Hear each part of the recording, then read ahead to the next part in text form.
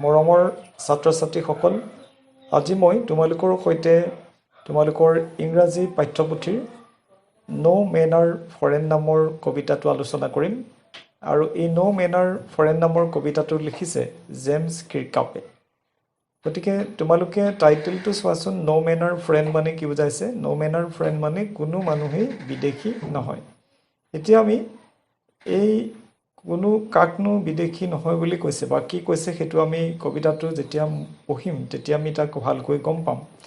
এতিয়া আমি মূল কবিতাটোলৈ যোৱাৰ আগতেই অকণমান কবিজনৰ বিষয়ে জানি লওঁ আহাচোন। About the poet. James Kirkup was a modern English writer. James Kirkup এগৰাকী আধুনিক ইংৰাজ লিখক। He wrote many books including autobiographies, novels and plays.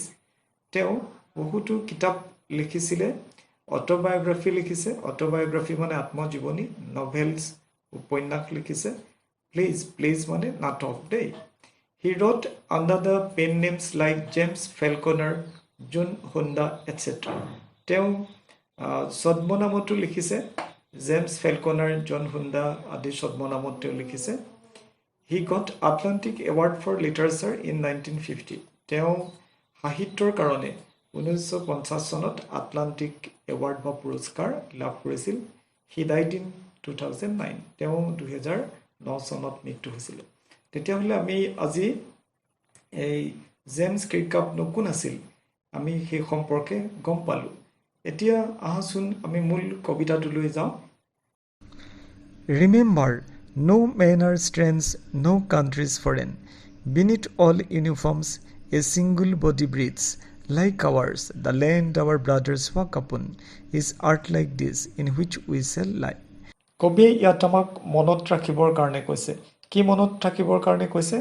যে নো মেন আৰ ষ্ট্ৰেঞ্জ, কোনো মানুহেই অচিনাকি নহয়। ষ্ট্ৰেঞ্জ মানে অচিনাকি বুজাইছে।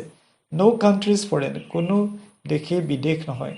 সাধাৰণতে আমি বিদেশ বুলি ক'লে আমাৰ দেশক বাদ দি অন্য দেশবিলাকক আমি বিদেশ বুলি কওঁ।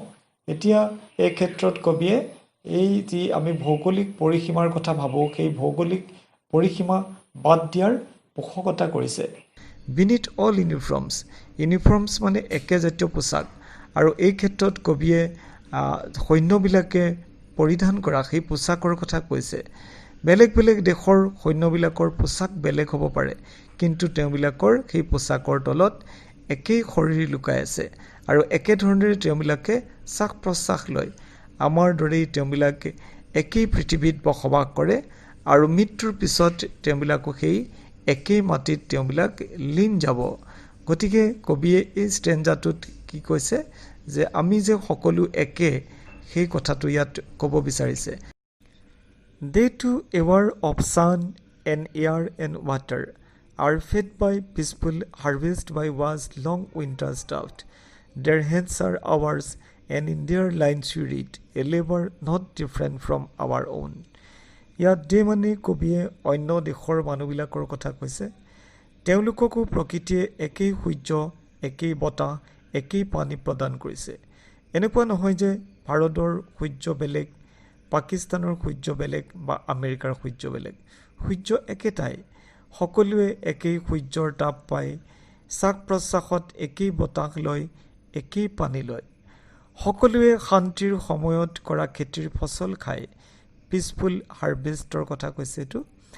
ৱাৰ্ছ লং উইণ্টাৰ্ছ ড্ৰাফ্ট, আৰু যুদ্ধৰ সময়ত সকলোৱে কি হয়, কেতিয়াবা অনাহাৰত থাকিবলগীয়া হয়। ইয়াত ৱাৰ্ছ লং উইণ্টাৰ্ছ ড্ৰাফ্টটো মেটাফৰ হিচাপে ব্যৱহাৰ কৰিছে। যুদ্ধৰ সময়ত শীতকালৰ লগত তুলনা কৰিছে।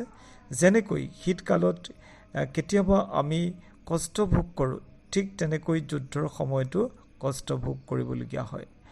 Their hands are ours and in their lines we read a labor not different from our own.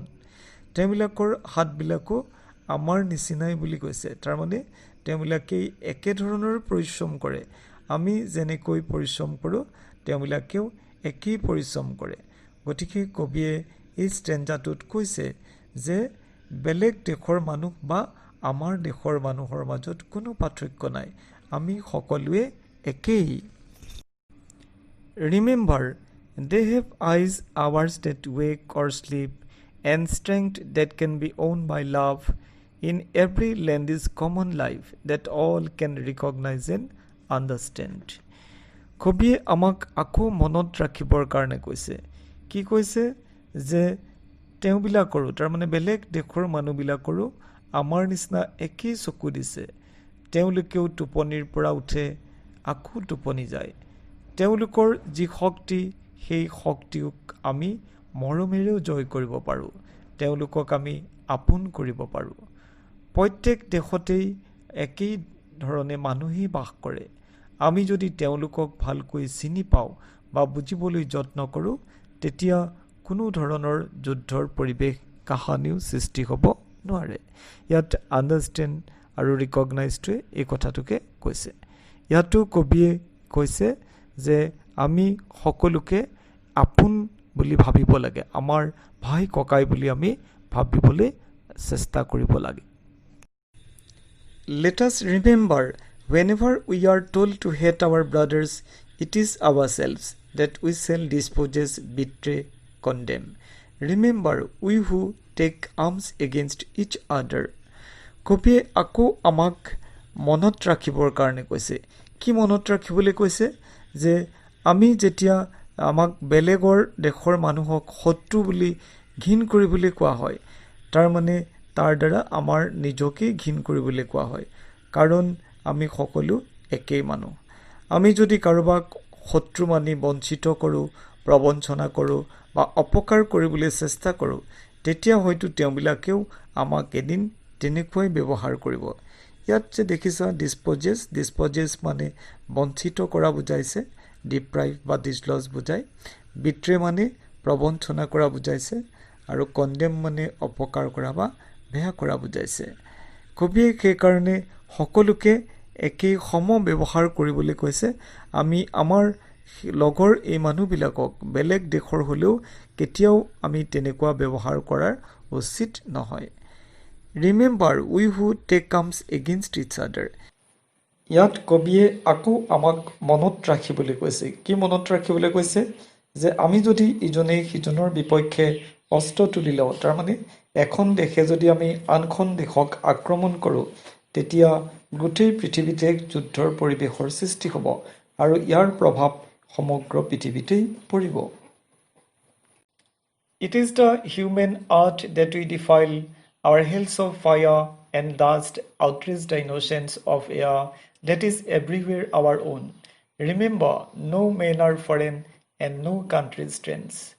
কবিয়ে এই যে যুদ্ধৰ পৰিৱেশ সৃষ্টি হ'লে পৃথিৱীত কেনেকুৱা প্ৰভাৱ পৰিব তাৰ কথা কৈছে যে এই গোটেই মানৱ পৃথিৱীত প্ৰদূষিত কৰিব যুদ্ধত ব্যৱহাৰ কৰা বিভিন্ন ধৰণৰ আগ্নেয়াস্ত্ৰৰ পৰা নিৰ্গত হোৱা ধোঁৱা বা যুদ্ধৰ সেই পৰিৱেশে যি ধূলি সৃষ্টি কৰিব সেই ধূলি ধোঁৱা এইবিলাকে আমাৰ এই বায়ু আমাৰ এই পৃথিৱীক প্ৰদূষিত কৰিব সেইকাৰণে কবিয়ে শেষত কৈছে আকৌ remember no men are foreign and no countries strange কবিয়ে আকৌ কি কৈছে যে কোনো মানুহেই বিদেশী নহয় আকৌ কোনো দেশেই আমাৰ কাৰণে অচিনাকি নহয় তাৰমানে পৃথিৱীত বসবাস কৰা এই বিভিন্ন লোকবিলাক বিভিন্ন দেশৰ সকলো আমাৰে ককাই ভাই হেহে কবিয়ে আমাক কৈছে আমি যুদ্ধ সদায় এৰাই চলিব লাগে কাৰণ যুদ্ধৰ পৰা আমাৰ একো লাভ নহয় গতিকে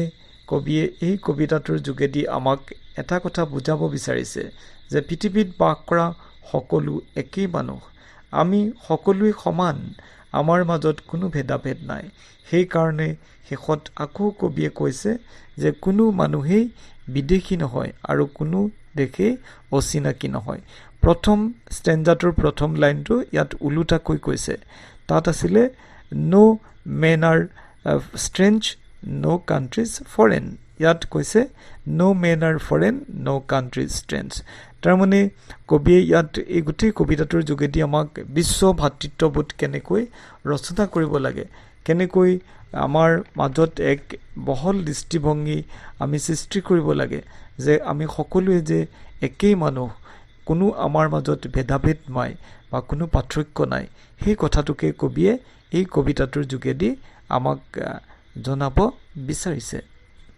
ছাত্ৰ ছাত্ৰীসকল আমি কবিতাটোত দেখা পোৱা যদি লিটাৰেৰী ডিভাইচবিলাকৰ কথা কওঁ তেতিয়া আমি এটা কথা দেখিম যদি তোমালোকেও গোটেই কবিতাটো ভালকৈ মন কৰা দেখিবা যে প্ৰথম কথাটো হ'ল ইয়াত কোনো ধৰণৰ ছন্দৰ মিল থকা শব্দ নাই যেটোক আমি ইংৰাজীত ৰাইম স্কিম বুলি কওঁ সেই বস্তুটো ইয়াত নাই আৰু ইয়াত আমি লিটাৰেৰী ডিভাইচৰ ক্ষেত্ৰত এলিটাৰেশ্যন দেখা পাইছোঁ ক'ত আমি চোৱাচোন উদাহৰণস্বৰূপে তোমাৰ এই যে দেখিছা প্ৰথম ষ্টেঞ্জাটোতে বডি ব্ৰিডছ মানে বডি ব্ৰিডছটো এই যে বডি আৰু ব্ৰিডছ দুইটা ৱৰ্ড কনচনেণ্ট চাউণ্ডৰ হৈছে গতিকে ওচৰা-ওচৰি এনেকুৱা কনচনেণ্ট চাউণ্ড বা উচ্চাৰণ হ'লে এইটোক এলিটাৰেশ্যন বুলি কয় ঠিক তেনেকৈ তোমাৰ আমি অন্য লিটাৰেৰী ডিভাইচৰ ক্ষেত্ৰত মেটাফৰৰ কথা ক'ব পাৰোঁ মেটাফৰৰ কথা মই কবিতাটো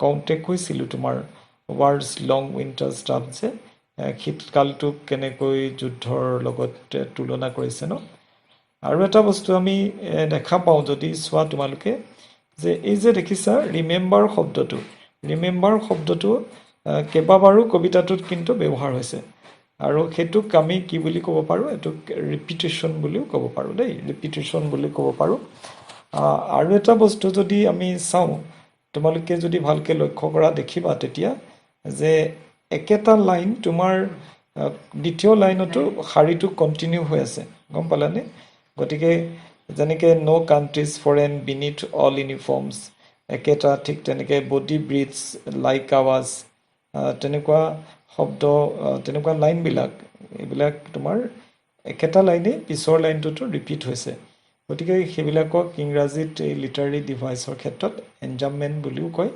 গতিকে আমি কবিতাটোত এই বস্তুকেইটা আমি দেখা পাইছোঁ নহয় জানো ছাত্ৰ ছাত্ৰীসকল আজি আমি আলোচনা কৰা কবিতাটোৰ যিকেইটা টান শব্দ হ'ব পাৰে যদিও মই আলোচনা কৰোঁতে তোমালোকক অৰ্থবিলাক কৈছোঁ তথাপিও আকৌ মই এই টান শব্দবিলাক তোমালোকৰ কাৰণে ইংৰাজী মিনিঙৰ সৈতে মই লিখি আনিছোঁ চোৱাচোন তেতিয়াহ'লে মিনিং অফ ডিফিকাল্ট ৱৰ্ডছ ইয়াত বিনিথ শব্দটোৱে আণ্ডাৰ বুজাইছে মানে তলত বুজায় ষ্টাৰ্ভ মানে টু ডিপ্ৰাইভ অফ ফুড আমি অনাহাৰত থকা বুলি কওঁ ষ্টাৰ্ভটো ডিছপ'জেছ ডিপ্ৰাইভ বুজায় ডিপ্ৰাইভ মানে বঞ্চিত কৰা ডিফাইল মানে পলিউট বুজাইছে পলিউট মানে প্ৰদূষিত কৰা দেই আউটৰেজ দ্য ইন'চেঞ্চ অফ মানে ভায়োলেট দ্য পিউৰিটি অফ তাৰমানে বিশুদ্ধতা নষ্ট কৰা বা নাইকিয়া কৰা বুজাইছে গতিকে এই কবিতাটোৰ এইকেইটাই অকণমান জটিল শব্দ আছিল ছাত্ৰ ছাত্ৰীসকল